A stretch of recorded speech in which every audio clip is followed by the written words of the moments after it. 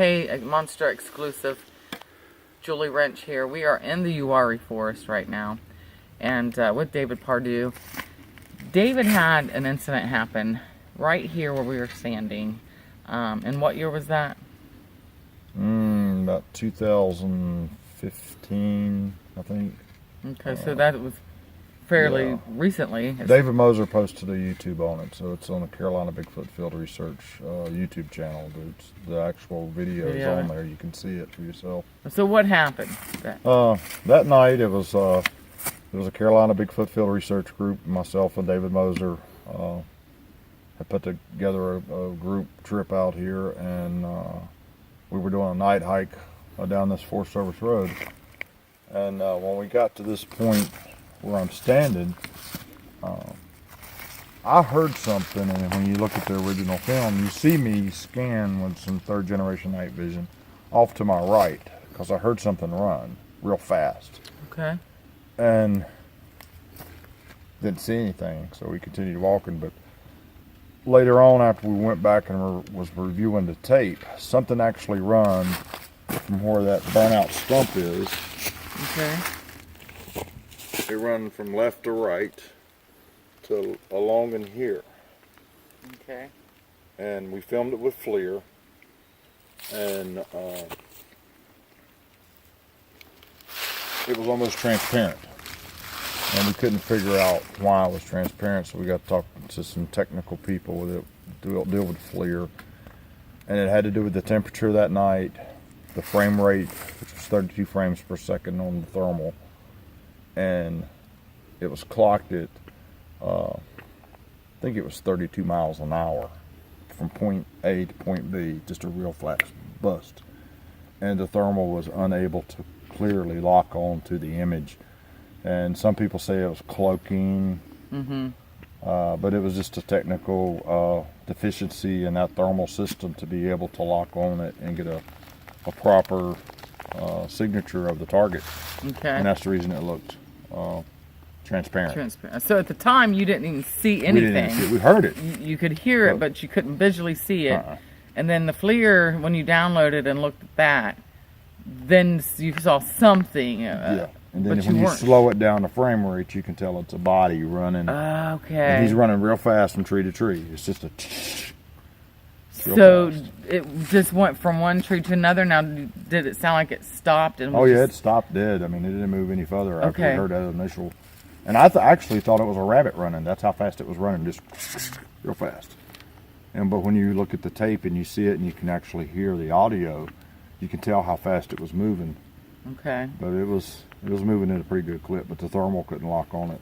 That's how fast it was moving. That's very interesting, because for people who do have the thermal video, if you were to be in this situation, and if the weather is right, the temperature is right, and whatever your subject is moving at a high enough rate of speed, that could explain a lot of why people are like, well, now I know I heard something, but there's nothing on there. Well, and again, maybe there was something there, and you can't see it with the naked eye. It defeated the capabilities of the camera. Right. The camera's not.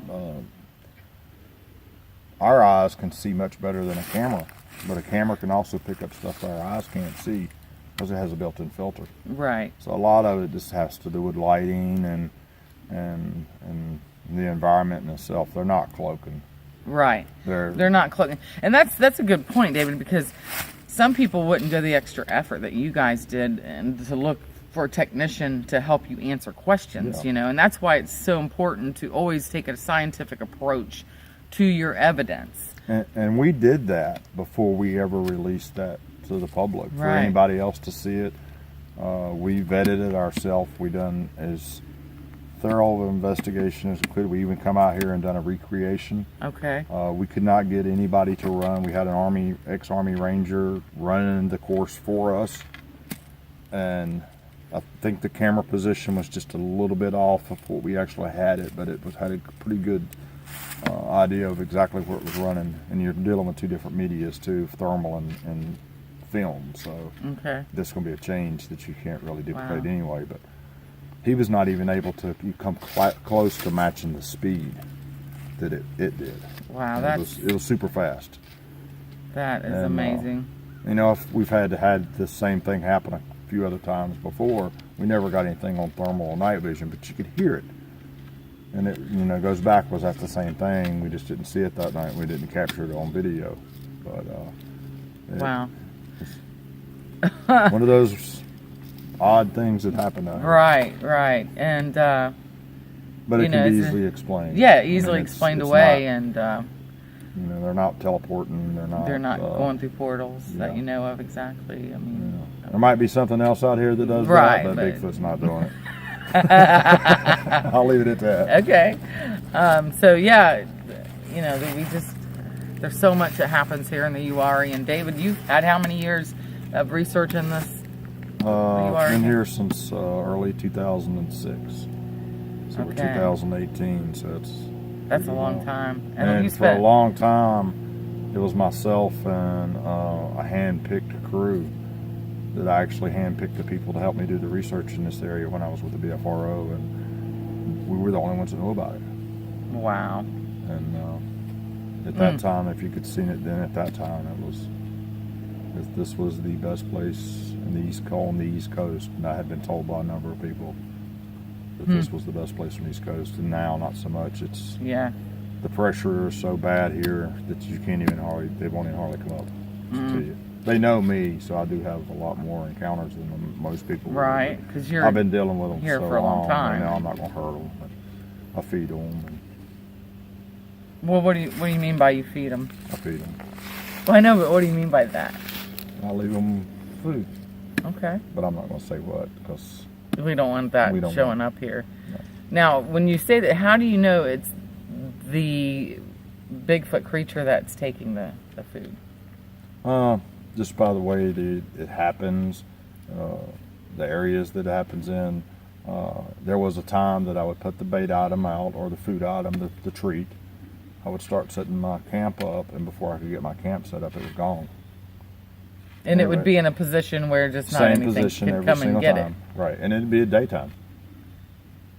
Now, was it far enough from your And I've done camp this that you for couldn't have years. heard anything? No, I mean it's from here to about where that darkened log, that burnt log is. That's Okay. about how far away it was. And Crawl up and get it. you never heard. There again, you're saying they And crawled I up. purposely did not look that way. I let them get it. I give them the opportunity to get it unmolested. I didn't put a camera on it. I didn't, Right. And I interacted with them. Me, not only just me. There was every time this stuff happened, there were other people with me. That witnessed The same stuff. group of people. Maybe not everybody at the same time. You know, different people at different times. But and Wow. over and over and over and over and over. But those days are long gone. Right. And this whole new concept of them belly crawling in and out, just, I got some thinking to do. Thank you, David.